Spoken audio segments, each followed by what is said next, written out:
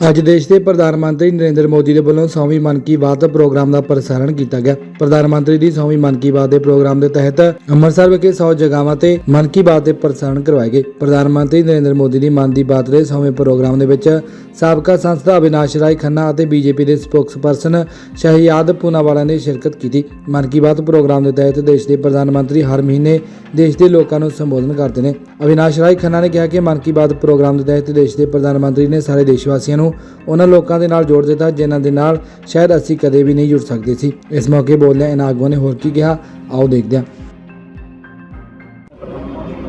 देखिए, आज प्रधानमंत्री जी के मन की बात का जो 100वां एपिसोड, जो कि एक ऐतिहासिक क्षण था, उसका अनुभव लेने के लिए, उसे सुनने के लिए आज हमारे अमृतसर के भारतीय जनता पार्टी के शहर अध्यक्ष संधू जी, हमारे भारतीय जनता पार्टी के वरिष्ठ नेता अविनाश राय खन्ना जी के बीच आकर यहाँ पर अनुभव लेने का मौका मिला। मैं इसका तहे दिल से आभारी हूँ, क्योंकि आज 150 से अधिक कार्यक्रम यहाँ पर अमृतसर में ही हो रहे हैं। पूरे वर्ष में, पूरे देश में अगर देखें तो 4 लाख से अधिक कार्यक्रम हो रहे हैं। और दरअसल मन की बात किस प्रकार से जन की बात बनी है, 100 करोड़ से ज़्यादा लोगों ने इसे सुना है, 60 करोड़ से ज़्यादा लोग इसे निरंतर सुनते हैं।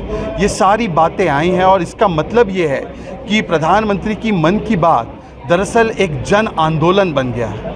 जन समर्थन हो, जन भागीदारी हो, ये प्रधानमंत्री का हमेशा से सूत्र रहा है।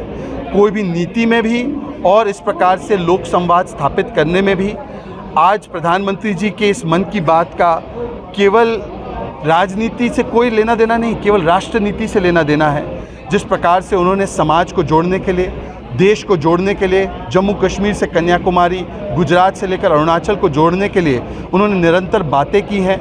और सामाजिक क्रांति का जो उन्होंने संदेश हमेशा दिया है, चाहे बेटी बचाओ बेटी पढ़ाओ का, चाहे सेल्फी विद डॉटर का, और जिस प्रकार से भारत के अन्य हिस्सों को, भारत के जो छोटे से छोटे लोग हैं, उनके योगदान को सराहने का काम किया है। और इसमें सबसे ज़्यादा अगर लाभ हुआ है तो मुझे लगता है पंजाब का हुआ है, क्योंकि पंजाब की सभ्यता और संस्कृति जिसका प्रधानमंत्री जी बहुत सम्मान करते हैं, वो सिख गुरुओं के उन संदेशों का सम्मान करते हैं, तो उसको भी बार बार प्रकट करने का, चाहे गुरु नानक जी हो, गुरु तेग बहादुर जी हो, गोविंद सिंह जी हो, चाहे साहिबजादों के महान योगदान और बलिदान की बात हो, चाहे हमारी पंजाब के किसानों की उपलब्धियां हो, उसको भी बताने का काम मन की बात के माध्यम से हुआ है। और मैं इसके लिए प्रधानमंत्री जी को हार्दिक शुभकामनाएं भी देता हूं, उनका धन्यवाद भी करता हूं, और अमृतसर और भारतीय जनता पार्टी के हमारे कार्यकर्ताओं का भी धन्यवाद देता हूं कि उन्होंने इतना सुंदर एक ऐतिहासिक क्षण को, इसका जश्न मनाने के लिए प्रोग्राम आयोजित किया। की बात सर, आज प्रधानमंत्री जी ने मन की बात की है, हर राज्य को एक साथ जोड़ दिया है, क्या कहना चाहते हैं? सबसे पहले मैं दूरदर्शन का धन्यवाद करता हूं कि उसके कारण आज देश के सभी जगह ये कार्यक्रम लाइव हुआ है, अनइंटरप्टेड हुआ है। 100वीं मन की बात एक ऐतिहासिक कार्यक्रम हुआ है।